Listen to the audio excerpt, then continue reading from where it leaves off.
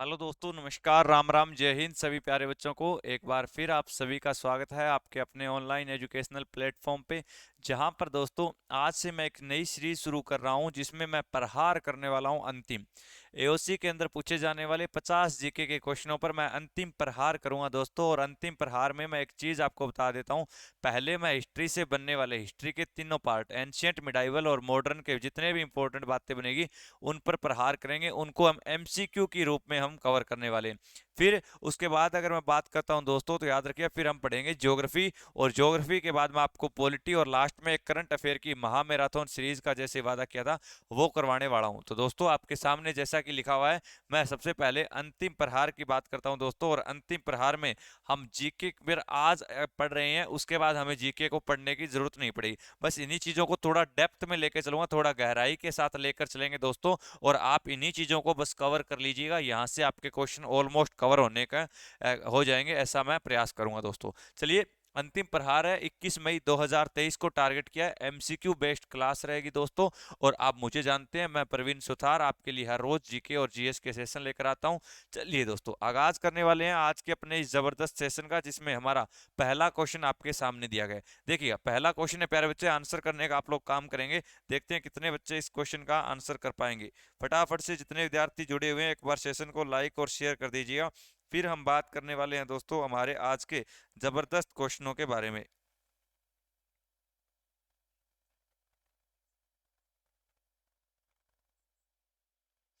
चलिए दोस्तों, पहला क्वेश्चन आपके सामने सिंधु घाटी से आया। मैं यहाँ पे आपको सारी बातें कवर करवाते हुए चलूंगा दोस्तों। देखिए, सिंधु घाटी सभ्यता के समय के दौरान मुख्य पुरुष देवता कौन थे? बात आई है वहां पर जो मुख्य पुरुष देवता हुआ करते थे दोस्तों, उनकी बात आई है। अगर मैं बात करता हूं उन मुख्य पुरुष देवताओं की, तो मैंने आपको एक स्थल पढ़ाया था और इस स्थल का नाम मैंने आपको मोहनजोदड़ो बताया था। क्या बताया था?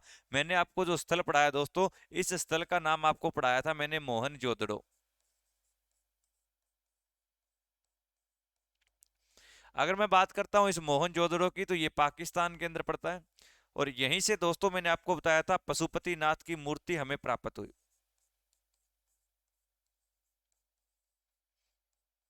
बताया था आपको कि यहाँ से हमें पशुपति नाथ की मूर्ति प्राप्त हुई। और यही पशुपति नाथ भगवान शिव कहलाते थे। कौन कहलाते थे?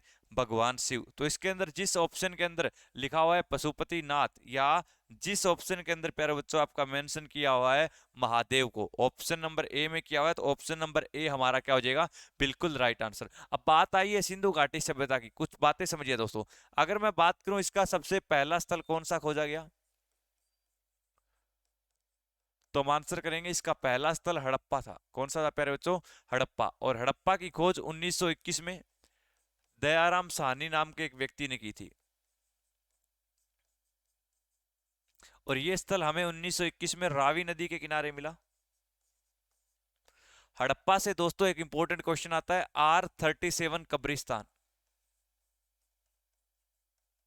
दूसरा आता है 12 कक्षों का अन्नागार।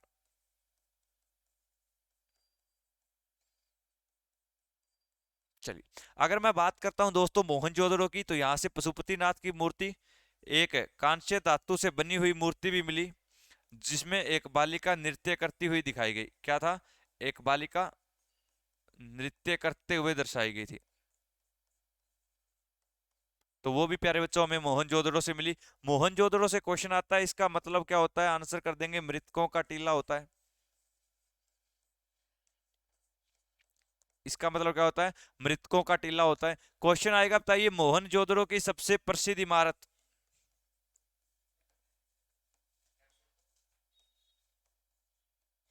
तो प्रसिद्ध इमारत आपसे पूछे महान स्नानागार, लेकिन वो आपसे पूछेगा बड़ी इमारत, तो वो अन्नागार था प्यारे बच्चों। क्या था? वो आपका अन्नागार था। अब बात आई है सिंधु घाटी की, तो याद रखिए वो कुछ स्थल पूछेगा आपसे, जैसे कि आपसे पूछा जाता है लोथल। तो लोथल वर्तमान में गुजरात में भोगवा नदी के किनारे है प्यारे बच्चों। अंतिम प्रहार कर रहा हूं मैं आज। लोथल से पूछेगा बंदरगाह, तो वो भी आपका लोथल था। आपसे पूछेगा वाणिज्यिक राजधानी, लोथल रहा।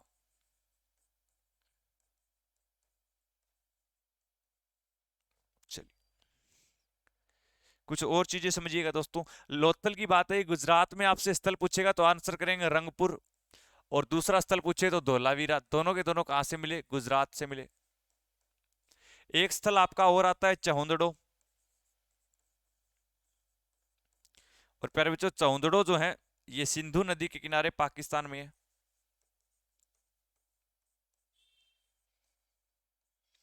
चहुंदड़ो से क्वेश्चन आएगा, एकमात्र ग्रामीण सभ्यता चहुंदड़ो ही था आपका। क्वेश्चन आएगा कालीबंगा राजस्थान में,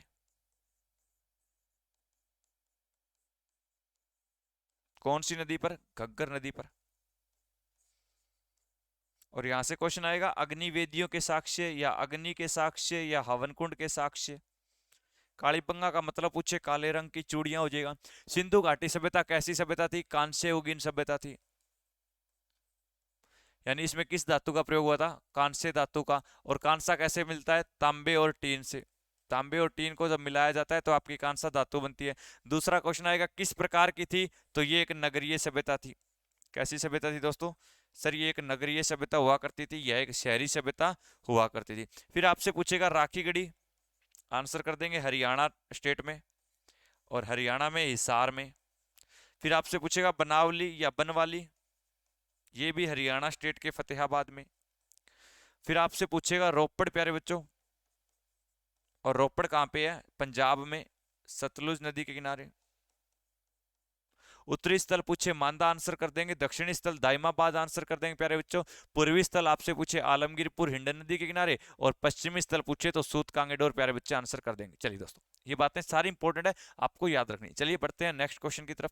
देखिए, वैदिक काल में विधवा का विवाह उसके दिवंगत पति के छोटे भाई से करने को क्या कहते थे? यानी कोई दो भाई है, उसमें से बड़े भाई की शादी हुई है, लेकिन बड़े भाई की बाद में क्या हो जाती है? मृत्यु हो जाती है। तो बड़े भाई का पत्नी का विवाह छोटे भाई यानी उसके देवर से कर दिया जाता है, तो उसे क्या कहा गया वैदिक काल में? आपसे ये क्वेश्चन पूछ रहा है प्यारे बच्चों।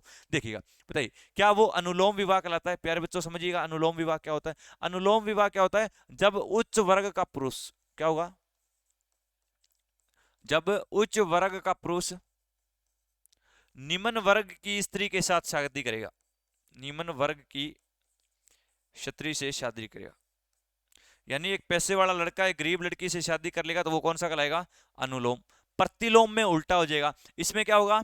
जब एक उच्च वर्ग की महिला, जब एक उच्च वर्ग की महिला निम्न वर्ग के पुरुष से शादी करेगी,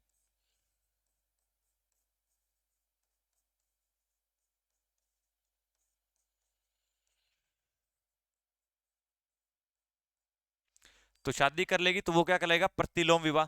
तो याद रखिए, जब ऐसा होता है तो उसे हम क्या करते हैं? उसे हम नियोग कहते हैं दोस्तों। क्या बोलते हैं इसे? इसे नियोग कहा जाता है, ऑप्शन सी। एक होता है गंधर्व विवाह, एक क्या होता है प्यारे बच्चों? गंधर्व। गंधर्व विवाह को हम प्रेम विवाह बोलते हैं। क्या बोलते हैं? प्रेम विवाह। प्रेम मतलब आपको कोई लड़की पसंद आई, आपने उसको प्रपोज किया और उसने आपका प्रपोजल एक्सेप्ट कर लिया, और आप दोनों ने जब शादी कर ली तो वो वैदिक काल में गंधर्व विवाह, जिसे आज आप लोग लव मैरिज बोल देते हो, वो कहलाया करता था प्यारे बच्चों, याद रखिए। अब बात आई है वैदिक काल की, तो वैदिक काल के अंदर किसकी रचना होगी दोस्तों? वेदों की। किसकी रचना होगी? वेदों की। और वेद की संख्या 4। वेद का मतलब पूछे तो ज्ञान, वेद का मतलब पूछे तो ज्ञान। आपसे पूछ ले वेद 4 कौन कौन से हैं? आंसर कर देना ऋग्वेद,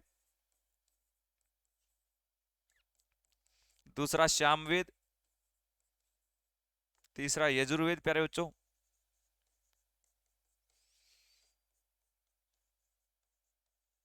अथर्ववेद। इसमें मंत्रों की बात की है, इसमें गीत की बात की गई है, ये गीत का जनक कहलाता है। इसमें यज्ञ की बात की गई है प्यारे बच्चों, और इसमें किसमें? धार्मिक कर्मकांडों की बात की गई है, या काले जादू की बात की गई है, अंधविश्वास की बात इसके अंदर की गई है। मैंने बताया था ऋग्वेद से क्वेश्चन आता है तो आपसे पूछेगा गायत्री मंत्र किसमें मिलता है? ऋग्वेद में। तो गायत्री मंत्र पूछे किसने लिखा? विश्वामित्र ने। किसने लिखा दोस्तों? विश्वामित्र ने लिखा था। सामवेद से क्वेश्चन आएगा तो पूछा जाएगा संगीत का जनक कौन सा वेद कहलाएगा? यजुर्वेद से क्वेश्चन आएगा तो पूछेगा गद्य और पद्य में लिखा गया वेद। और इससे क्वेश्चन आएगा तो इसका दूसरा नाम पूछेगा, इसे ब्रह्मवेद कहा जाता है। सबसे प्राचीन वेद पूछे तो ऋग्वेद, और सबसे नवीनतम आपसे पूछे तो वो हो जाएगा अथर्ववेद। इसी काल में सर हमारे दो महाकाव्य लिखे गए, एक तो संसार का सबसे बड़ा महाकाव्य कौन सा? महाभारत।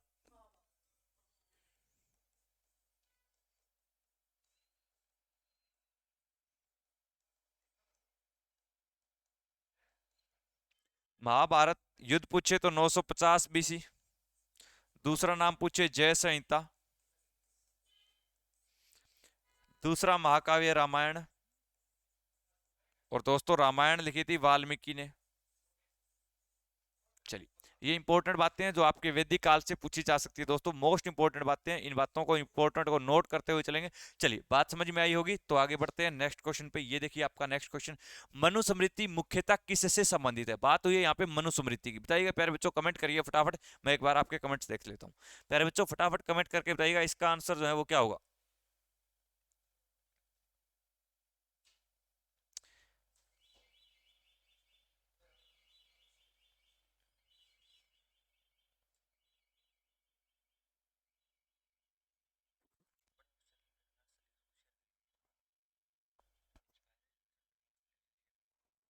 चलिए प्यारे बच्चों, क्या होगा? मनुस्मृति। मनुस्मृति का जो संबंध होता है क्या वो अर्थशास्त्र से होगा? सर अर्थशास्त्र की बात आई है तो आपने एक नाम पढ़ाया था, कौटिल्य पढ़ाया था आपको, जिसे चाणक्य या विष्णुगुप्त बोलते हैं। तो यहाँ आपको इसका आंसर कौन सा हो जाएगा? इसका आंसर हो जाएगा कानून। क्या हो जाएगा प्यारे बच्चों? ये सर कानून से संबंधित थी मनुस्मृति। स्मृतियों में सबसे पुरानी वो मनुस्मृति थी। अब कुछ चीजें और देखिए, यहाँ पे जैसे मनुस्मृति पूछा है तो यहाँ पे मैं कुछ एक पुस्तकें लिखा रहा हूँ। एक तो एग्जाम में आती है पंचतंत्र, बहुत बार आती है। पंचतंत्र है प्यारे बच्चों विष्णु गुप्त की, विष्णु शर्मा बोल दो, गुप्त नहीं है, विष्णु शर्मा। उसके अलावा मैं अगर दूसरी किताब की बात करता हूं दोस्तों तो वो है आपकी मुद्रा राक्षस, ये लिखी थी विशाख दत्त ने। राजतरंगिणी, एंशियंट की किताब में ही लिखवाऊंगा मैं आपको। और राजतरंगिणी किसने लिखी थी? कल्हण ने। चलिए, उसके बाद आपकी एग्जाम में पूछी जाती है कौन सी? बाण भट्ट की लिखी हुई कौन सी? हर्षचरित। ये रैपिड रिवीजन चल रहा है दोस्तों, तो बातें सारी नोट करते हुए चल सकते हो। बाण भट्ट की और किताबें पूछे तो कादम्बरी, और पूछे तो पार्वती हिरण्यम। उसके अलावा पूछे तो चंडी सप्तकम। चलिए, उसके बाद हर्षवर्धन की किताब पूछ सकता है आपसे, नागानंद, प्रियदर्शिका,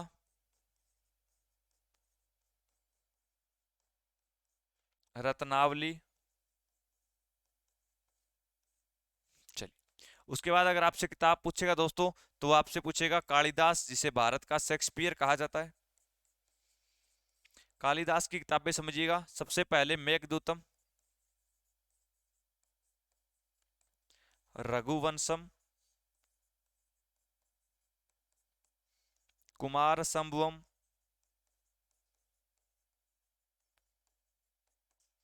अभिज्ञान संकुतलम,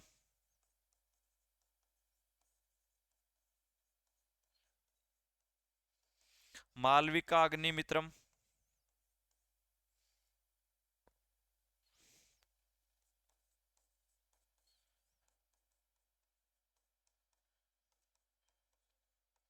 और अगली किताब है प्यारे बच्चों अभिज्ञान संकुतलम। लिखवा दी क्या? लिखवा दी सर। रितु सारम आई है क्या? रितु सारम लिखो, अगली किताब लिखो प्यारे बच्चों रितु सारम। चलिए, ये किताबें कालिदास की है। उसके अलावा लिखिए हवेन सांग की। हवेन सांग की पुस्तक आपसे पूछे तो सीयू की। मेगस्थनीज की पूछे इंडिका।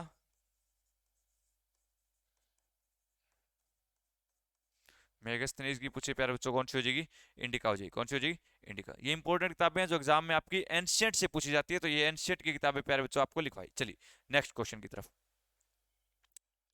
जब सिकंदर ने भारत पर आक्रमण किया तो मगध के शासक कौन थे? हम जानते हैं सिकंदर ने भारत पर 326 बीसी में, प्यारे बच्चों, आक्रमण किया, इन्वेजन किया। तो आपसे पूछा गया उस समय भारत का शासक कौन था। समझिएगा सबसे पहले सिकंदर की बात।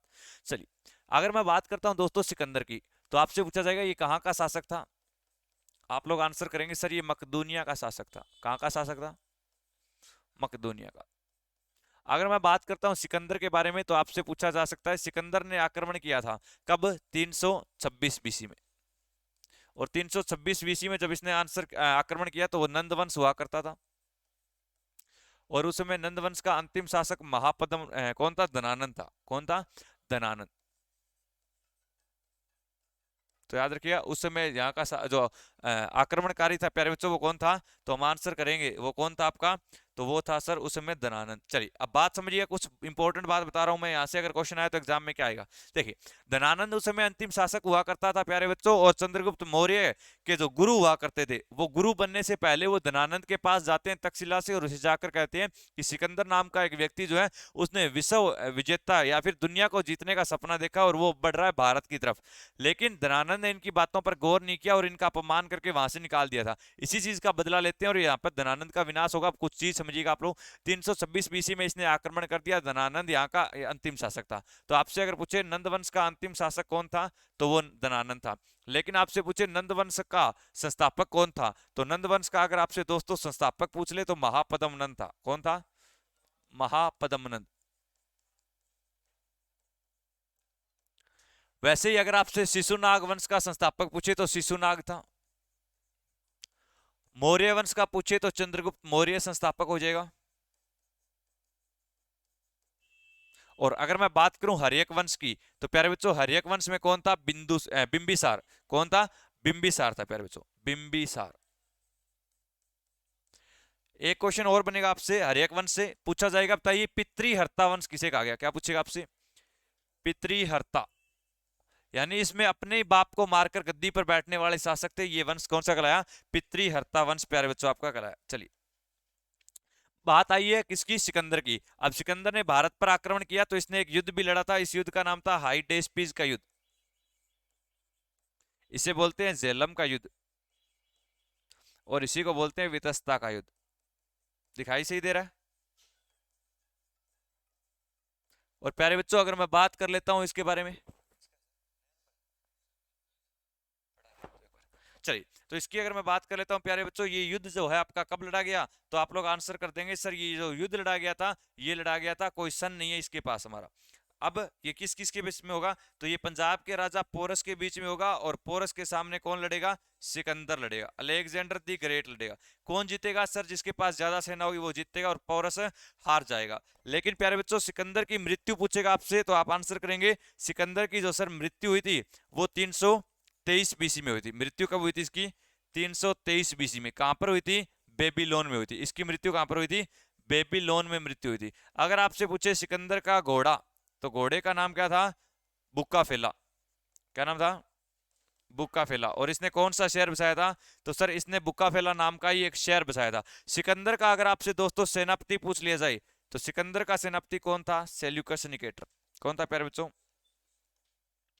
अंतिम प्रहार मैं कर रहा हूं। अंतिम प्रहार में मैं आपको रैपिड रिवीजन करवा रहा हूं। मोटी मोटी बातें जो एग्जाम में पूछी जाएगी वही पढ़ रहे हैं। सेल्यूकस निकेटर इसका सेनापति हुआ करता था। और याद रखना सेल्यूकस निकेटर की ही बेटी होगी कार्नेलिया। कौन होगी? कार्नेलिया, या इसी को हम हेलेना के नाम से जानेंगे। और आगे हेलेना से ही शादी करेगा चंद्रगुप्त मौर्य। कौन करेगा? चंद्रगुप्त मौर्य करेगा प्यारे बच्चों। तो ये बात आपको याद रखनी है। और इसी सेल्यूकस निकेटर का आगे चलकर एक राजदूत होगा, और इसी के राजदूत का नाम होगा मेगस्थनीज। और यही मेगस्थनीज चंद्रगुप्त मौर्य के दरबार में आएगा और कौन सी पुस्तक की रचना करेगा? इंडिका पुस्तक की प्यारे बच्चों क्या करेगा? रचना करेगा। तो ये आपको याद रखना है। नंदवंश का उस समय शासक था।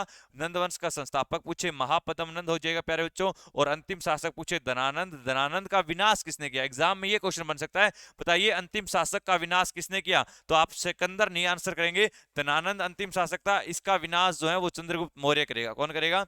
चंद्रगुप्त मौर्य। किसकी सहायता से करेगा? वो कौटिल्य की सहायता से करेगा। चंद्रगुप्त मौर्य ने किया था। चलिए, बात समझ में आई? चलिए आगे बढ़ते हैं। ये रहा दोस्तों आपका आज का अगला क्वेश्चन, फटाफट आंसर करेंगे।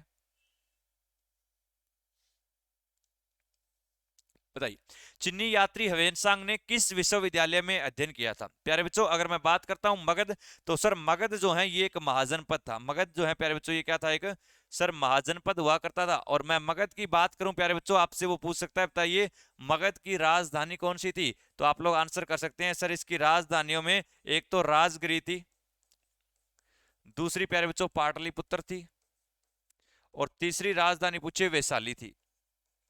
कौन सी थी? वैशाली। अब एक क्वेश्चन और बनेगा आपका, क्या बनेगा क्वेश्चन, ध्यान देना। अगर पूछे पाटलिपुत्र की स्थापना किसने की थी? उदयन ने। और उदयन किस वंश का था प्यारे बच्चों? तो ये हमारा पितृहर्ता वंश या हर्यक वंश का ही हुआ करता था। तो याद रखना ये किस वंश का था? सर ये हर्यक वंश का ही था। सर ऐसी तो ऑन कर दो। चलिए अब मैं अगर बात करूं तक्षशिला, प्यारे बच्चों तक्षशिला कहां पे है? पाकिस्तान में। तक्षशिला कहां पे है? पाकिस्तान में। और याद रखिए दोस्तों, विश्व का सबसे प्राचीन विश्वविद्यालय आपसे पूछे, क्या पूछेगा आपसे? विश्व का सबसे पहला या विश्व का सबसे प्राचीन विश्वविद्यालय पूछे या प्राचीन यूनिवर्सिटी पूछे प्यारे बच्चों, वो कौन सी थी? तक्षशिला। उसके बाद कौन सी बनी? नालंदा और विक्रमशिला। दोनों की दोनों कहां पे है? बिहार। नालंदा वाली की मैं अगर बात करता हूं प्यारे बच्चों, बताइएगा ये किसने बनवाई थी? कुमारगुप्त ने बनवाई थी। किसने बनवाई प्यारे बच्चों? ये सर नालंदा जो है ये कुमारगुप्त ने बनवाई थी। और अगर मैं बात करता हूं विक्रमशिला, तो ये पाल वंश के धर्मपाल ने बनवाई थी। किसने बनवाई थी? धर्मपाल ने बनवाई थी। और याद रखिए प्यारे बच्चों, नालंदा और विक्रमशिला दोनों में आग लगा दी गई। तो एग्जाम में ये भी क्वेश्चन आएगा, बताइए नालंदा और विक्रमशिला को तहस नहस करने वाला कौन था? तो हम आंसर करेंगे सर इन दोनों को तहस नहस करने वाला जो व्यक्ति था, इसका नाम था बख्तियार खिलजी। क्या नाम था? और ये बख्तियार खिलजी किसका गुलाम था? मोहम्मद गोरी का गुलाम था। किसका गुलाम था?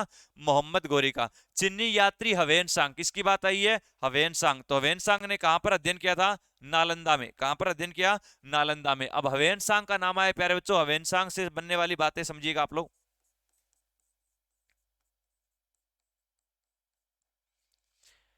ह्वेनसांग की बात करता हूं तो सर ये 629 ईस्वी में भारत आया और 644 ईस्वी तक रहा। ह्वेनसांग को कहा जाता है यात्रियों का राजकुमार।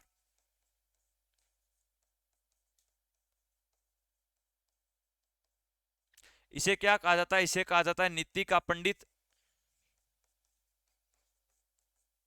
तीसरा, इसे वर्तमान शाक्य मुनि कहा गया है प्यारे बच्चों।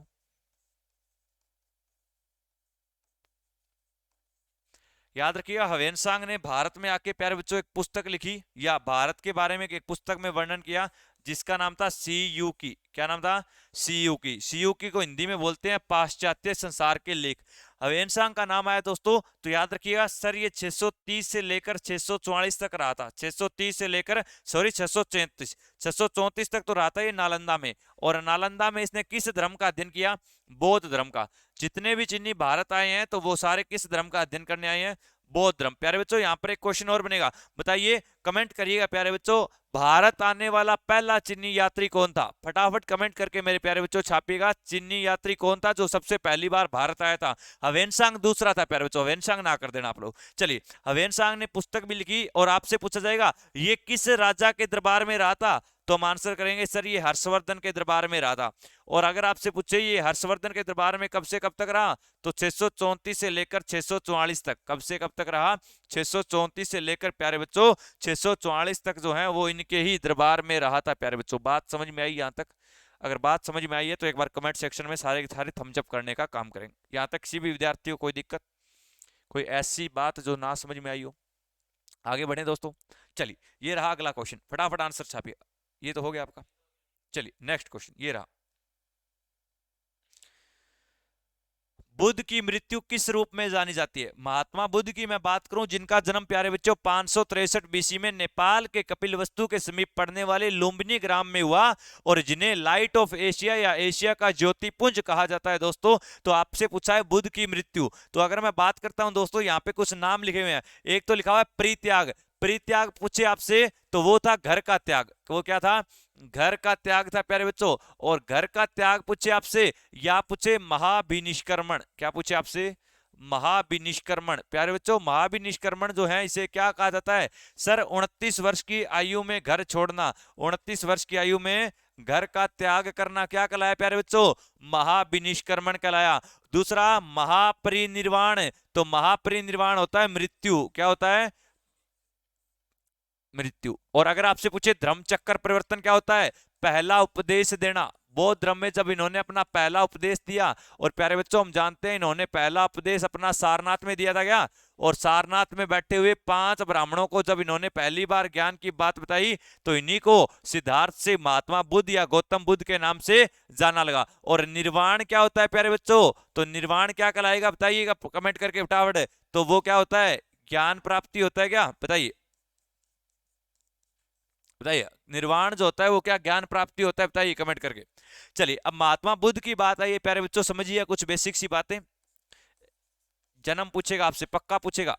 563 बीसी, लुम्बिनी ग्राम, नेपाल। बस लुम्बिनी ग्राम, नेपाल। और नेपाल के पास कपिल वस्तु, वहां पर हुआ प्यारे बच्चों।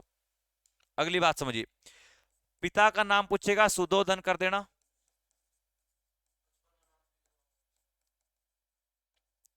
माता का नाम पूछे, महामाया कर देना।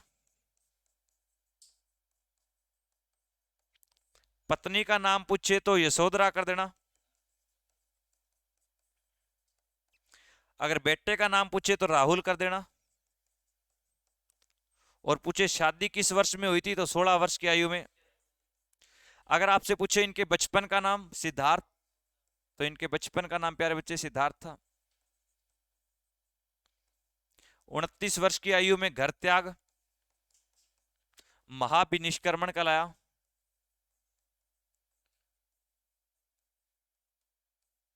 29 वर्ष की आयु में अणोजा नदी, कौन सी नदी, अणोजा नदी के किनारे जाकर इन्होंने अपने राजा वाले कपड़े उतारकर कौन से कपड़े धारण किए, सन्यासी के। तो अणोजा नदी के किनारे इन्होंने सन्यास लिया।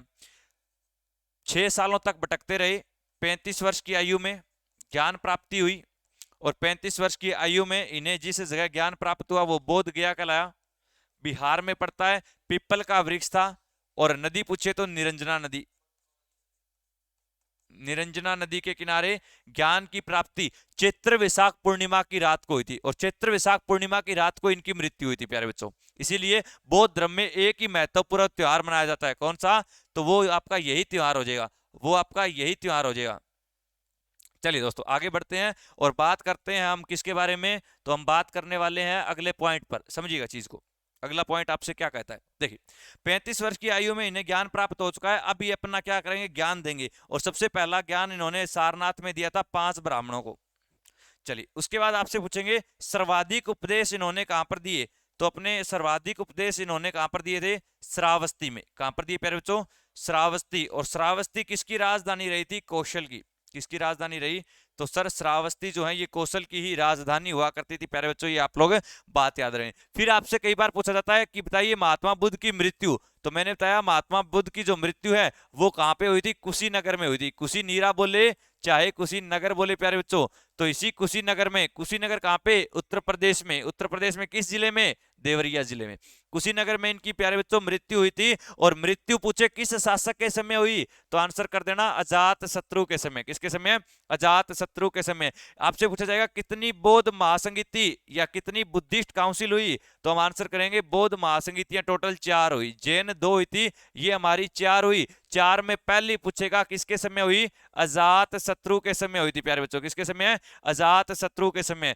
दूसरी बौद्ध महासंगीति काला शोक के समय, किसके समय हुई, काला शोक के समय। पहली 483 बीसी में, दूसरी 383 बीसी में। तीसरी बौद्ध महासंगीति अशोक के समय में हुई प्यारे बच्चों। और इसी तीसरी बौद्ध महासंगीति में तीसरा पिटक, और तीसरा पिटक अभी धम्म पिटक जोड़ा गया। और चौथी बौद्ध संगीति मेरे भाइयों याद रखना कनिष्क के समय हुई, और कनिष्क के समय हुई थी कुंडलवन कश्मीर में। एग्जाम में क्वेश्चन आएगा बौद्ध धर्म में कितने कितने पिटक हैं, तो आंसर करेंगे 3 पिटक, जिन्हें त्रिपिटक कहा गया। पहला पूछे तो सूत पिटक, कौन सा हो जाए प्यारे बच्चों, और दूसरा पूछे तो विनय पिटक, और तीसरा पूछे तो अभिधम्म पिटक। एग्जाम में ये भी क्वेश्चन आया हुआ है, बताइए अभिधम्म पिटक जो है ये किसके काल में जोड़ा गया, तो प्यारे बच्चों आंसर कर देना सर ये जोड़ा गया था अशोक के काल में। किसके काल में जोड़ा गया, अशोक के काल में। तो पूरा बौद्ध धर्म मेरे दोस्तों मैंने आपको यहाँ पर एक बार फिर रिपीट करवा दिया। चलिए बढ़ते हैं रैपिड रिवीजन के अगले क्वेश्चन की तरफ। ये रहा प्यारे बच्चों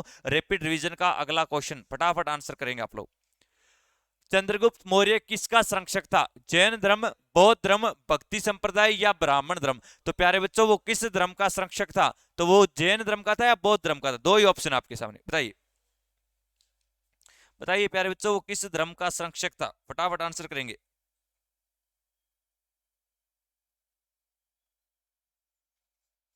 तो हम सभी जानते हैं प्यारे बच्चों वो किस धर्म का था। सर उसने जैन धर्म को भी क्या दिया था? संरक्षण दिया था। चलिए अब बात समझते हैं जैन धर्म में। जैन धर्म में कुल 24 तीर्थंकर हुए थे या नहीं हुए थे?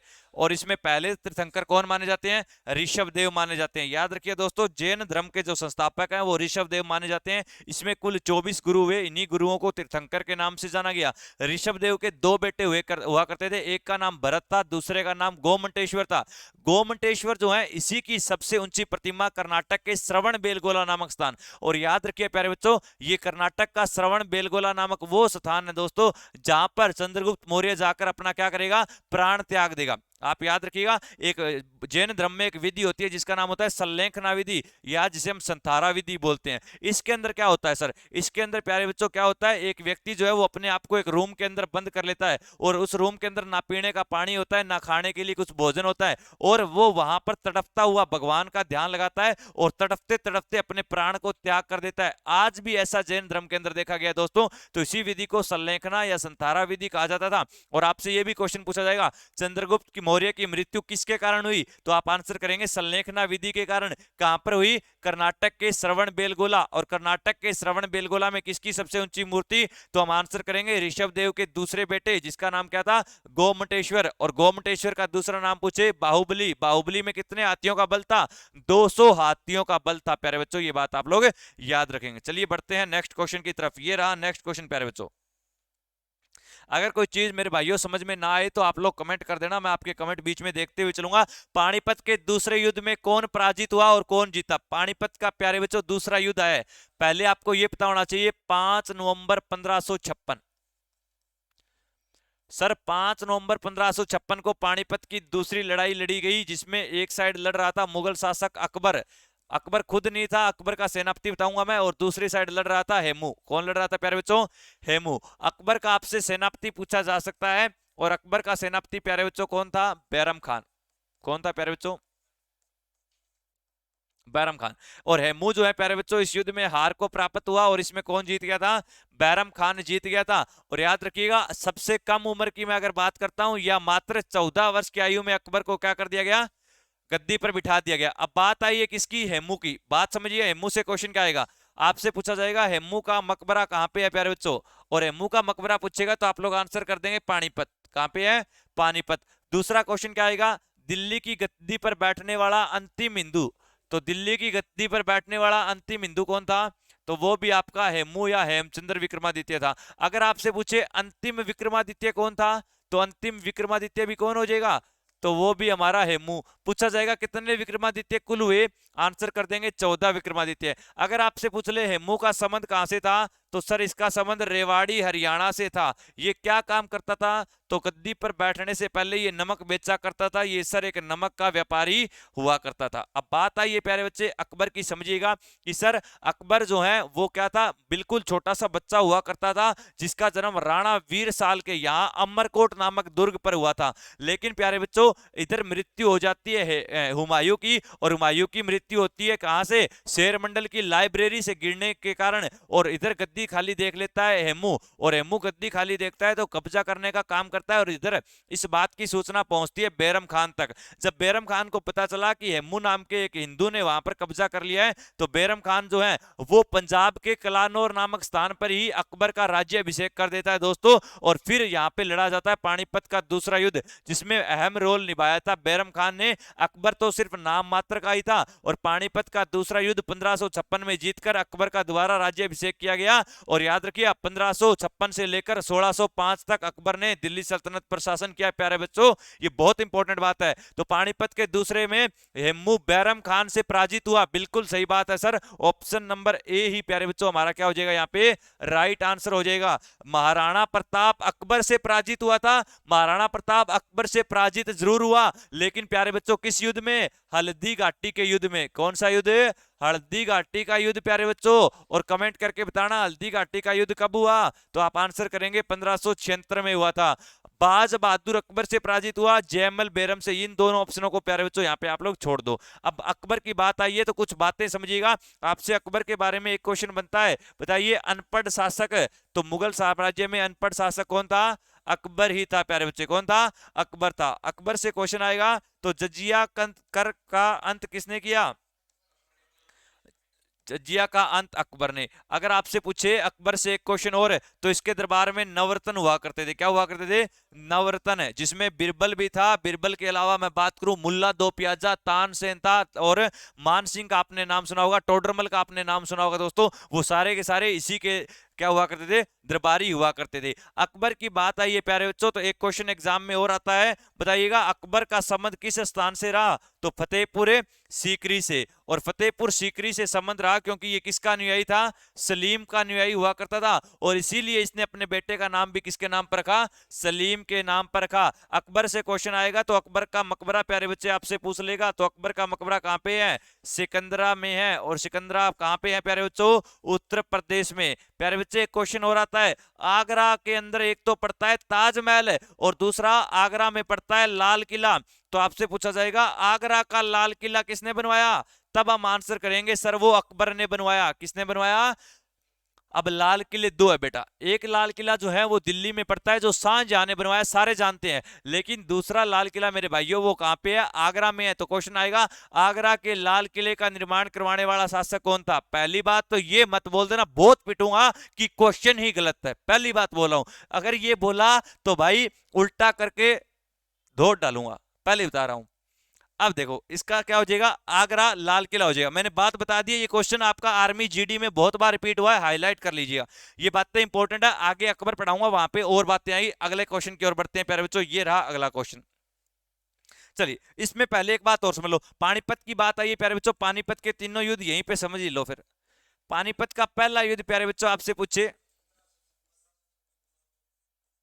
तो पानीपत का प्यारे बच्चों पहला युद्ध हुआ था 21 अप्रैल 1526 को। कब हुआ था? 21 अप्रैल 1526। किस किस के बीच हुआ? तो सर ये बाबर वर्सेस इब्राहिम लोदी। बाकी डीप में मैंने प्यारे बच्चों युद्ध पढ़ा रखे हैं, वो आप लोग एक बार क्लास देख लेना युद्ध वाली। और पानीपत का तीसरा युद्ध पूछे आपसे तो मेरे प्यारे बच्चों पानीपत का तीसरा युद्ध अगर वो आपसे पूछ रहा है तो हम आंसर करेंगे पानीपत का तीसरा युद्ध कब लड़ा गया? तो आंसर कर देना सर ये लड़ा गया था 14 जनवरी 1761।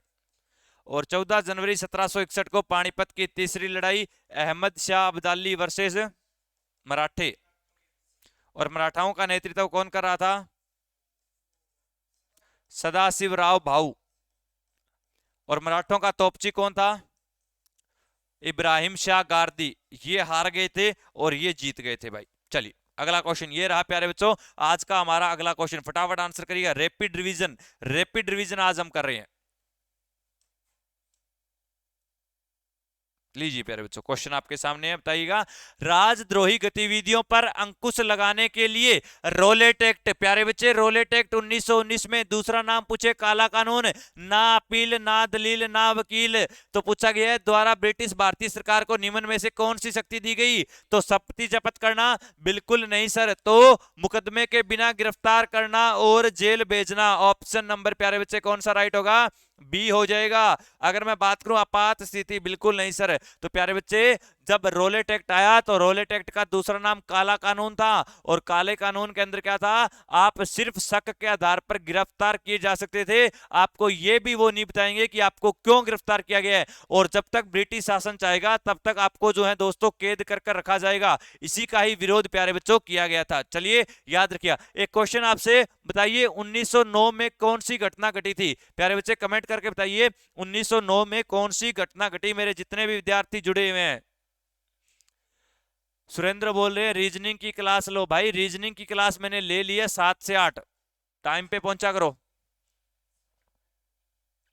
चलिए दोस्तों आगे बढ़ते हैं। 1909 में कौन सा हुआ था? तो प्यारे बच्चे 1909 में हुआ था मार्ले मिंटो सुधार। याद आ रहा है क्या कुछ? सर आपने पढ़ाया था मार्ले मिंटो सुधार 1909 की घटना है। 1907 में क्या हुआ था? सर आपने 1907 में सूरत अधिवेशन पढ़ाया था, और सूरत अधिवेशन में मैंने क्या पढ़ाया था? स्प्लिट ऑफ कांग्रेस, या कांग्रेस का विभाजन दो भाग में, एक नरम दल बना और दूसरा गरम दल बना। प्यारे बच्चों पढ़ाया था 1909, 1907 में, 1906 में मुस्लिम लीग पढ़ाई थी ढाका में, सलीमुल्लाह खान और आगा खान। 1905 में क्या पढ़ाया था? बंगाल विभाजन पढ़ाया था, लॉर्ड कर्जन ने किया था बंगाल विभाजन। प्यारे बच्चों चलिए नेक्स्ट क्वेश्चन ये रहा आपके सामने, आंसर करिएगा, बताइए। भारतीय प्रेस के मुक्तिदाता। देखिए दोस्तों, जब भारत की इंडियन जो प्रेस हुआ करती थी, पहला क्वेश्चन तो ये बनेगा, बताइए भारत में प्रेस का आविष्कार किसने किया? तो प्रेस की अगर मैं बात करता हूं प्यारे बच्चों, तो प्रेस भारत में कौन लेकर आए थे? तो वो लेकर आए थे पुर्तगाली। कौन लेकर आए थे? पुर्तगाली। और भारत की पहली प्रिंटिंग प्रेस कहां पे लगी? गोवा में। तो भारत की पहली प्रिंटिंग प्रेस कहां पे बनी थी? तो सर वो भी गोवा में लगाई गई। और गोवा जो है इसे सबसे लास्ट में मुक्त करवाया था हमने पुर्तगालियों से। दोस्तों तो आपसे पूछा है भारतीय प्रेस के मुक्तिदाता कौन कहलाते हैं? महात्मा गांधी जी? नहीं सर। बाल गंगाधर तिलक? नहीं। तो लॉर्ड रिपन और चार्ल्स मेटकॉफ, दो ही ऑप्शन आपके सामने हैं, बताइए कौन हो जाएंगे? बताइए लॉर्ड रिपन को क्या कहा जाता है? स्थानीय स्वशासन के जनक कहा जाता है क्या लॉर्ड रिपन को? तो बचे कौन है? Sir Charles Metcalfe. तो ऑप्शन नंबर प्यारे बच्चों सी आपका राइट आंसर हो जाएगा। चलिए नेक्स्ट क्वेश्चन की तरफ आंसर करिए। राष्ट्रवाद को बढ़ावा देने के लिए बाल गंगाधर तिलक, किसकी बात आई है? बाल गंगाधर तिलक ने एक अखबार निकाला था, आपसे पूछा गया उस समाचार पत्र का नाम है। तो सर इन्होंने जो समाचार पत्र निकाला था इसका नाम था केसरी। कौन सा था? केसरी। और केसरी जो है ये कहां से निकलता था? महाराष्ट्र से। कहां से निकलेगा प्यारे बच्चे? महाराष्ट्र से निकलेगा। अगर आपसे मैं पूछूं, बताइए यंग इंडिया, यंग इंडिया अखबार किसका था? या यंग इंडिया किसका था? महात्मा गांधी का था। अगर मैं पूछूं आपसे हरिजन पत्रिका, तो हरिजन पत्रिका भी किसकी थी? महात्मा गांधी की थी। अगर मैं आपसे पूछूं प्यारे बच्चों कॉमनवेल्थ, क्या पूछूं? कॉमनवेल्थ, तो कॉमनवेल्थ किसका अखबार था? एनी बेसेंट का। किसका था? एनी बेसेंट का अखबार अगर आपसे पूछे तो कौन सा था? कॉमनवेल्थ था। प्यारे बच्चों ये आपको याद रखनी है, तीन अखबार ये भी एग्जाम में आपके पूछ लिए जाते हैं। ये रहा नेक्स्ट क्वेश्चन, फटाफट आंसर करेंगे दोस्तों। मुजफ्फरपुर हत्याकांड 1908 में कौन से दो क्रांतिकारी शामिल थे? फटाफट आंसर करिए दोस्तों। उत्तर प्रदेश के अंदर मुजफ्फर नाम सुना होगा आपने, मुजफ्फरपुर का नाम सुना होगा। वहां पर 1908 में एक हत्याकांड हुआ था, उसके अंदर दो क्रांतिकारी शामिल थे। उसमें से एक का नाम तो था प्रफुल्ल चाकी और दूसरे का नाम था खुदीराम बोस। क्या नाम था? खुदीराम बोस। तो देखिए किस ऑप्शन में दिखाई दे रहा है गुरुजी? ऑप्शन नंबर डी में दिखाई दे रहा है। कौन सा राइट हो जाएगा? ऑप्शन नंबर डी मेरे लाडलो बिल्कुल राइट आंसर हो जाएगा। ये रहा दोस्तों आपका नेक्स्ट क्वेश्चन है। फिर सिंधु घाटी सभ्यता से आया तो कुछ और आपको डीप में पढ़ाऊंगा यहाँ पे मैं।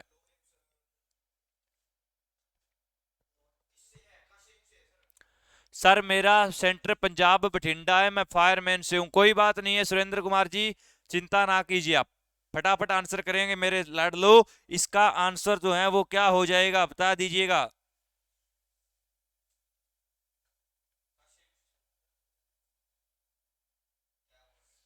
चलिए प्यारे बच्चों, अगर मैं बात करता हूं हड़प्पा संस्कृति, क्या बात कर रहा है? हड़प्पा संस्कृति का संबंध इनमें से किस काल से रहा? तो प्यारे बच्चों लोहे ताम्र पाषाण या कांसे से। तो दो तीन बातें समझिएगा। लोहे युग की मैं अगर बात करता हूं तो आप सभी जानते हो सर लोहे की खोज 1000 बीसी के अंदर हुई थी। और अगर आपसे पूछे भारत में लोहे के साक्ष्य, भारत में लोहे के साक्ष्य कहां से मिले? तो प्यारे बच्चे अतरंजी खेड़ा से मिले थे। कहां से मिले थे? अतरंजी खेड़ा। और दोस्तों ये अतरंजी खेड़ा जो है उत्तर प्रदेश के अंदर एट्टा नामक जिला है वहां से मिले थे। पढ़ाया था तो उत्तर प्रदेश के एट्टा जिले से। तो सिंधु घाटी सभ्यता किस प्रकार की सभ्यता थी? कांस्य युगीन। तो यहाँ पर किस धातु का प्रयोग होता था? कांस्य धातु का। और कांसा कैसे मिलकर बनता है? तो सर जब तांबे में टीन मिलाया जाता है, तो तांबे में जब टीन मिलाया जाता है तो कौन सी धातु मिलती है? कांस्य धातु मिलती है। हड़प्पा संस्कृति की बात आई है प्यारे बच्चों, तो यहां से पूछा जा सकता है, बताइए हड़प्पा संस्कृति की जुड़वा राजधानी। तो हम आंसर करेंगे हड़प्पा सभ्यता की जुड़वा राजधानी। सर एक तो हड़प्पा था और दूसरा मोहनजोदड़ो था। कौन था? हड़प्पा एंड मोहनजोदड़ो, दोनों की दोनों इसकी जुड़वा राजधानी थी। आपसे पूछा जा सकता है सिंधु घाटी सभ्यता का अंत कैसे हुआ? तो आप आंसर करेंगे बाढ़ के आने के कारण। किसके कारण? बाढ़ के आने से इसका अंत हुआ। आपसे पूछा जा सकता है इसकी लिपि कैसी थी, आप आंसर करेंगे सर इसकी लिपि भाव चित्रात्मक थी, जिसमें किसका प्रयोग किया गया, चित्रों का प्रयोग किया गया। दोस्तों अगर आपसे पूछे ऐसा कौन सा स्थल था जो 3 भागों में विभाजित था, तो 3 भागों में विभाजित स्थल अगर आपसे पूछे तो वो कौन था, तो 3 भागों में विभाजित था धोलावीरा। कौन था प्यारे बच्चों, धोलावीरा। मैंने एक स्पेशल क्लास सिंधु घाटी की आपको पढ़ा रखी है मेरे लाडलो, वो क्लास जरूर देख लेना। धोलावीरा 3 भागों में था, एक पश्चिमी टीला कहलाया, दूसरा मध्य नगर कहलाया मेरे लाडलो, और अगर मैं बात करूं तीसरे स्थल की तो तीसरा स्थल आपका पूर्वी टीला कहलाया। क्या कहलाया लाडलो, पूर्वी टीला कहलाया। तो ये बातें आपकी सिंधु घाटी से बन सकती है, नोट करते हुए चलिएगा। एक क्वेश्चन और बनेगा, सिंधु घाटी सभ्यता या हड़प्पा संस्कृति किस प्रकार की संस्कृति थी, तो सर ये आद्य ऐतिहासिक काल जैसी संस्कृति थी। कैसी थी, आद्य ऐतिहासिक काल। सर आद्य ऐतिहासिक काल क्या होता है, जिसमें हमें लिपि तो मिली लेकिन उस लिपि को हम पढ़ नहीं पाए प्यारे बच्चों, तो वो हमारा कौन सा हो जाएगा, सिंधु घाटी सभ्यता एग्जाम्पल हो जाएगा।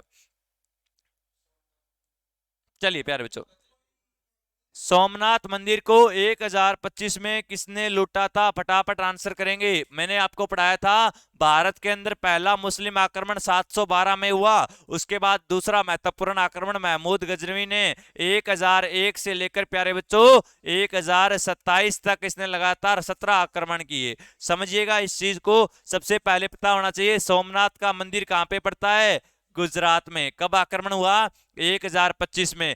किसने किया था, महमूद गजनवी ने।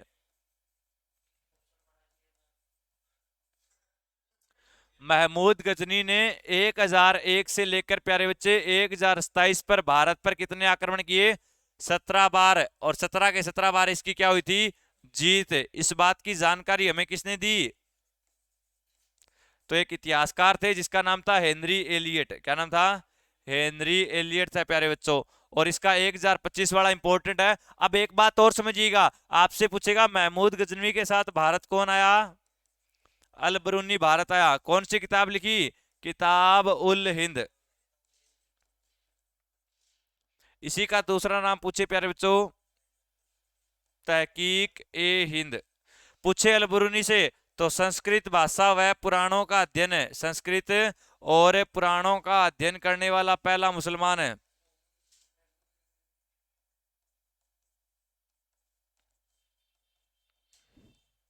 ऐसी बढ़ाओ, तो वो भी कौन था, वो भी अल बरूनी। क्वेश्चन आएगा महमूद गजनी की मृत्यु कब हुई थी, तो महमूद गजनी की मृत्यु हुई थी 1030 ईस्वी में। अंतिम आक्रमण आपसे पूछे प्यारे बच्चे, अंतिम आक्रमण इसने भारत में किया था 1027 ईस्वी में। कहां पर, पंजाब के जाटों पर। कहां पे किया प्यारे बच्चों, पंजाब के जाटों और खोखरों पर। चलिए दोस्तों, उसके बाद अगर आपसे पूछे तो इसकी उपाधि पूछ सकता है आपसे। क्या पूछ सकता है, इसकी उपाधि। और उपाधि कौन सी थी, तो सुल्तान की उपाधि धारण करने वाला पहला मुसलमान पूछे तो वो भी ये हो जाएगा। और दूसरा, इसे मूर्ति भंजक भी कहा गया क्योंकि ये मूर्तियों को तोड़ा करता था। दोस्तों तैमूर लंग, तो भारत में तैमूर लंग का आक्रमण कब हुआ, 1398 ईस्वी में तैमूर लंग का आक्रमण हुआ। मोहम्मद गोरी प्यारे बच्चे 1191 में त्राइन का पहला युद्ध, और 1192 में त्राइन का दूसरा युद्ध, और 1194 में चंदावर का युद्ध पढ़ाया था आपको। कोई दिक्कत यहां तक किसी भी बच्चे को। चलिए दोस्तों अगला क्वेश्चन देखिएगा, तुगलकनामा रचना किसने लिखी थी, फटाफट।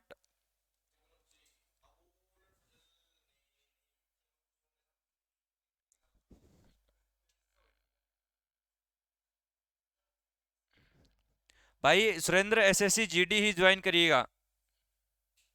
सिंधु घाटी के लोग सर किसकी पूजा करते थे, भाई सिंधु घाटी जो समाज था ये मातृसत्तात्मक समाज था, मातृसत्तात्मक समाज था प्यारे बच्चे। चलिए क्या लिखा है आपके सामने, तुगलकनामा की रचना किसने की, फटाफट आंसर। अबुल फजल ने क्या लिखा था, अकबरनामा। क्या लिखा था, और इसी को हम क्या बोलते हैं, आईने अकबरी। अगर मैं बात करूं मलिक मोहम्मद जायसी, इसने लिखी थी पद्मावत। और पद्मावत लिखी थी इसने किसके समय में, शेर शाह सूरी के समय में। लेकिन पद्मावत जो है वो अलाउद्दीन खिलजी और राणा रतन सिंह। रावल रतन सिंह का नाम सुना होगा, जो कहां के राजा थे? राजस्थान के, मेवाड़ के। बताओ कहां के शासक थे, फटाफट आंसर तो।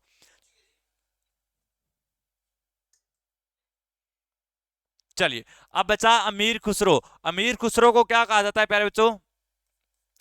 तोता ए हिंद। क्या कहा जाता है इन्हें? तोता ए हिंद। अमीर खुसरो वो व्यक्ति था जिसने दिल्ली सल्तनत के 8 सुल्तानों का, दिल्ली सल्तनत के 8 सुल्तानों का टाइम पीरियड देखा था।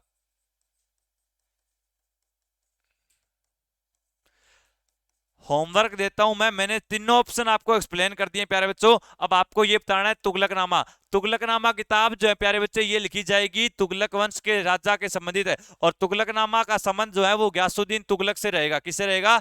गयासुद्दीन तुगलक। अब आपका होमवर्क है, कमेंट करके आप लोग छाप देना। जो बच्चा इसका कमेंट दे देगा, आंसर दे देगा कमेंट सेक्शन में, वो गजब का विद्यार्थी मानूंगा मैं। चलिए नेक्स्ट क्वेश्चन लीजिए। नेक्स्ट क्वेश्चन ये रहा प्यारे बच्चे, शून्य और दशमलव प्रणाली की धारणा किसने प्रस्तुत की? तो प्यारे बच्चों, अगर मैं बात करता हूं शून्य की, जीरो की, अंडा जिसे आप लोग आम भाषा में बोल देते हो, ये अंडा जो है ये भारत देश की देन है। और ये देश में दिया गया तो किसने? सर ये आर्यभट्ट ने दिया था। किसने दिया था? आर्यभट्ट। तो कौन सा ऑप्शन हो जाएगा? Option A. अगर आपसे पूछे सूर्य सिद्धांत, तो सूर्य सिद्धांत भी किसका है प्यारे बच्चों? आर्यभट्ट। तो सूर्य सिद्धांत भी किसने दिया? आर्यभट्ट। चरक की मैं अगर बात करता हूं प्यारे बच्चों, तो आपने पढ़ी होगी चरक संहिता। क्या पढ़ी होगी? चरक संहिता। चरक कौन थे? तो चरक एक जो है चिकित्सक थे। क्या थे? चिकित्सक हुआ करते थे प्यारे बच्चों। क्या थे? चिकित्सक। वरामीर थे, सुश्रुत थे, ये सारे के सारे किसके समय थे? चंद्रगुप्त द्वितीय के समय हुआ करते थे गुरुजी। चलिए प्यारे बच्चों, ये रहा आपका आज का अगला क्वेश्चन, आंसर करो। बक्सर का युद्ध कब हुआ था प्यारे बच्चों? पानी दो।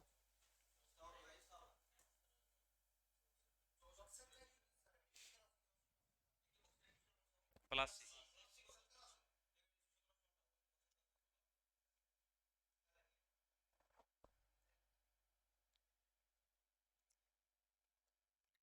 चलिए दोस्तों, क्वेश्चन देखिए। बक्सर, पहले तो आपको ये पता होना चाहिए बक्सर कहां पे है प्यारे बच्चों। बक्सर पड़ता है भाई बिहार में। कहां पे? बिहार में। बिहार के अंदर एक शहर है आपका बक्सर। और याद रखिए दोस्तों, बक्सर का युद्ध लड़ा गया था 1764 में। कब लड़ा गया? 1764 ईस्वी में ये युद्ध लड़ा गया। और ये 1764 में जो युद्ध लड़ा गया प्यारे बच्चों, ये किसके बीच में? तो ये लड़ा गया था हेक्टर मुनरो के बीच में, यानी ब्रिटिश ईस्ट इंडिया कंपनी की तरफ से था हेक्टर मुनरो। और हेक्टर मुनरो के सामने कौन लड़ रहा था? सिराजुद्दौला या सिजाउद्दौला? सिजाउद्दौला, सिजाउद्दौला। और सर उसमें अवध का नवाब और मीर जाफर था या कौन था? मीर कासिम था, बताओ। मीर जाफर था या मीर कासिम है? तो मीर कासिम। कौन था?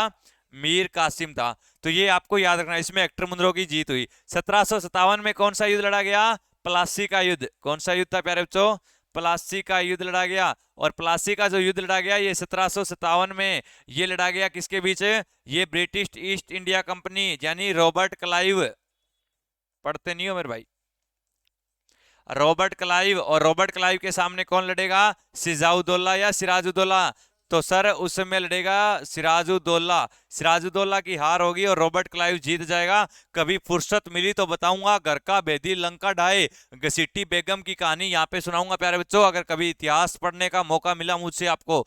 चलिए दोस्तों, अब ये आपको दोनों युद्ध याद रखने हैं। अब 1764 में हो गया आपका बक्सर का युद्ध। अब 1765 में एक संधि भी हुई मेरे लाडलो। 1765 में कौन सी संधि? इलाहाबाद की संधि। कौन सी? तो आपसे कई बार पूछा गया ट्रीटी ऑफ इलाहाबाद या इलाहाबाद की संधि कब हुई? 1765 में हुई। ये रहा नेक्स्ट क्वेश्चन। बताइए, अलीगढ़ मुस्लिम विश्वविद्यालय की स्थापना किसने की? प्यारे बच्चों, ये आपका अलीगढ़ मुस्लिम कॉलेज हुआ करता था, उसे बाद में यूनिवर्सिटी बनाया गया। एएमयू। एएमयू कहां पे है आपकी? उत्तर प्रदेश में है क्या? बता दो फिर।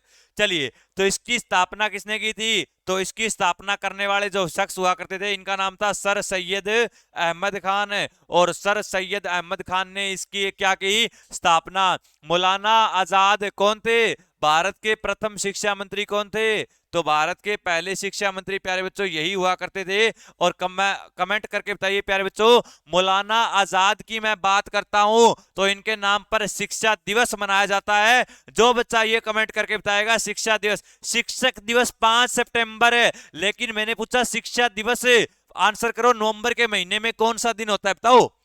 बदरुद्दीन तैयब जी, बदरुद्दीन तैयब जी पहले क्या थे? सर पहले मुस्लिम अध्यक्ष थे कांग्रेस के। तो पहले मुस्लिम अध्यक्ष अगर आपसे पूछे कांग्रेस के तो वो दोस्तों कौन हो जाएंगे?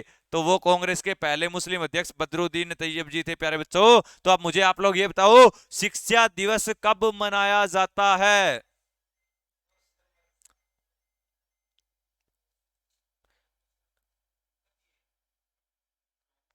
बहुत अच्छे प्यारे बच्चों। चलिए तो बताइएगा शिक्षा दिवस। चलिए नेक्स्ट क्वेश्चन देखो। चलिए, गांधार कला स्कूल किस अवधि के दौरान फली फूली थी बताइएगा। तो प्यारे बच्चों यहां पर बात आई है गंधार कला की। आपने एक तो पढ़ा होगा द्रविड़ शैली, एक पढ़ा होगा मथुरा शैली, और एक आपने पढ़ा होगा गंधार शैली। लेकिन यहाँ पे बात हो रही है गंधार कला की, तो वो किस समय में होगा? तो सर वो कुषाणों के समय में होगा। और याद रखिए प्यारे बच्चों इसका ऑप्शन सी हो जाएगा। और कुषाणों में सबसे महान शासक अगर आपसे पूछे तो वो कौन था? कुषाणों में सबसे महान शासक था कनिष्क। और कनिष्क की बात आई है तो इसके समय में हुई थी चौथी बुद्धिस्ट काउंसिल, चौथी बौद्ध महासंगीति। और चौथी बौद्ध महासंगीति प्यारे बच्चों ये हुई थी कुंडलवन में। और कुंडलवन कहां पे है? चलिए, हर्षकाल की बात आई है। हर्षकाल के बारे में याद रखिए महान शासक हर्षवर्धन। 606 से लेकर 647 तक इसका टाइम पीरियड रहा प्यारे बच्चों। गुप्त काल में याद रख सकते हो समुद्रगुप्त को भारत का नेपोलियन कहा जाता है। प्रयाग प्रशस्ति का संबंध समुद्रगुप्त से रहा। मौर्य काल में तीनों महान शासक याद रख सकते हो प्यारे बच्चों। एक तो चंद्रगुप्त मौर्य, इसका बेटा बिंदुसार, और बिंदुसार के बाद तीसरा अशोक। और अशोक ने लड़ा था कलिंग का युद्ध 261 बीसी में। इसने सबसे पहले अभिलेख लिखवाए थे। और इसके अभिलेखों को 1837 में जेम्स प्रिंसेप ने पढ़ा था। इसी ने सबसे ज्यादा बौद्ध धर्म का प्रचार किया था। और याद रखिए दोस्तों अशोक जो हैं ये सबसे क्रूर शासक भी माना गया था आपका, ये भी आपको याद रखना है। चलिए नेक्स्ट क्वेश्चन, आज का 20वां क्वेश्चन प्यारे बच्चे। जो इसका आंसर करेंगे वो भाई दिग्गज खिलाड़ी कहलाएंगे एओसी के। बहुत प्यारा क्वेश्चन है, लीजिए।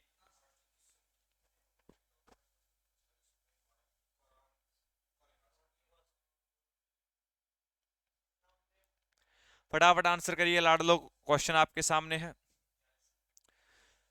बताइए आपसे क्या पूछा गया है कि बताइए निम्न में से कौन से भगवत गीता का भगवत गीता का मराठी भाषा में अनुवाद किया था?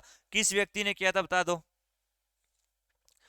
नामदेव ने, तुकाराम ने, रामदास ने, या ज्ञानेश्वर ने? जिसको ज्ञान होगा सर वही इसका काम करेगा, तो कौन सा हो जाएगा? ऑप्शन नंबर बी ज्ञानेश्वर राइट आंसर हो जाएगा। ये रहा नेक्स्ट क्वेश्चन आपका। बेटा शरीर में इतने छेद कर देंगे कंफ्यूज हो जाओगे, पहले बता रहा हूँ। ठीक है, पढ़ना है तो पढ़ो वरना दफा हो जाओ यहाँ से।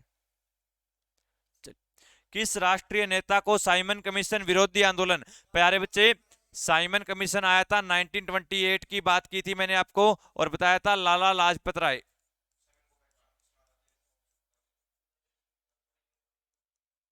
जिन्हें शेर ए पंजाब या पंजाब केसरी, शेर ए पंजाब या पंजाब केसरी कहा जाता है, तो ऑप्शन नंबर प्यारे बच्चे बी राइट आंसर हो जाएगा। यहाँ पे भगत सिंह का नाम आया, तो भगत सिंह को फांसी कब दी गई? 21 मार्च या 23 मार्च? कितने लोगों को दी गई? 3 बटू। कौन कौन? भगत सिंह, राजगुरु और सुखदेव को दी गई प्यारे बच्चों। फटाफट आंसर करेंगे, जो बच्चा आंसर करेगा वो दिग्गज। मनीग्राम, मनीग्राम खालिस्तान का एक व्यापारिक संघ था, बताइए कौन सा? तो सर मनीग्राम जो है इसका संबंध दक्षिण भारत से रहा था। ऑप्शन नंबर यहाँ पे सी आपका क्या हो जाएगा प्यारे बच्चे? राइट आंसर हो जाएगा। नेक्स्ट क्वेश्चन, भारतीय सिपाहियों ने 1857 की क्रांति, 1857 की क्रांति की बात आई है, इसकी पहली चिंगारी पश्चिम बंगाल के अंदर पड़ी थी, और पश्चिम बंगाल के अंदर एक छावनी थी बैरकपुर छावनी, और बैरकपुर छावनी के अंदर आपकी हुआ करती थी 34वीं नेटिव इन्फेंट्री के सिपाही, और इसी 34वीं नेटिव इन्फेंट्री का एक सिपाही था मंगल पांडे, जिसका संबंध उत्तर प्रदेश के बलिया जिले से रहा, और इसी मंगल पांडे का जो संबंध है वो ब्राह्मण घराने से रहा, और इसी मंगल पांडे ने मारो फिरंगी का नारा दिया, चर्बी वाले कारतूस का विरोध भी इसने किया। और अब से पूछा गया है किसे नेता घोषित किया गया, तो वो बहादुर शाह जफर को घोषित किया गया। बहादुर शाह जफर जो है वो अंतिम मुगल बादशाह भी हुआ, और इसकी मृत्यु रंगून में हुई थी प्यारे बच्चे। और याद रखिएगा रंगून में इसकी मृत्यु कब हुई, 1861 में या 62 में। चलिए दोस्तों याद रखिएगा ये बातें बहुत ज्यादा मेरे भाइयों आपके लिए इंपॉर्टेंट है। तो क्लास कैसी लग रही है, मजा आ रहा है या नहीं आ रहा, प्यारे बच्चे जरूर बताइएगा। हमारे रैपिड रिवीजन का एक पार्ट मैंने आज कवर करवाया, कल दूसरा पार्ट मैं आपको कवर कराऊंगा। पीडीएफ आपको मिल जाती है प्यारे बच्चे, टेलीग्राम पे जुड़ जाइएगा, पीडीएफ वहां पे आपको प्रोवाइड करवा दूंगा मैं सारी चीजें। अब नोट्स बनाने का वक्त नहीं है, बस फटाफट चीजों को रिवाइज करते हुए चलिएगा। टेलीग्राम का लिंक डिस्क्रिप्शन में दिया हुआ है, इंस्पायर एजुकेशन, वहां पे जुड़े आप सारे के सारे। और अगर आप इंस्टाग्राम पे हैं प्यारे बच्चों तो इंस्टाग्राम पर भी मुझसे जुड़ सकते हैं, प्रवीण सुथार 25 के नाम से। तो दोस्तों आज की क्लास को यहीं पर विराम देंगे, तब तक के लिए बने रहें हमारे साथ। चैनल पे नए हैं तो सब्सक्राइब करके रखिएगा, बेल आइकन प्रेस करिएगा। जय हिंद जय भारत दोस्तों। और क्लास कैसी लगी कमेंट सेक्शन बाद में जरूर बताइएगा दोस्तों, हमें अच्छा लगता है जब आप लोग अच्छे अच्छे कमेंट करते हो। अगर कोई चीज है, कोई सुझाव देने वाले हैं तो वो भी आप सुझाव दे सकते हो। शाम 7 से 8 रीजनिंग का लाइव प्रैक्टिस सेशन आपके इंस्पायर एजुकेशन यूट्यूब चैनल पे होता है, और सुबह 6:15 बजे जीके की क्लास होती है, तो दोनों सेशन आप लोग जरूर ज्वाइन करें। जय हिंद जय भारत।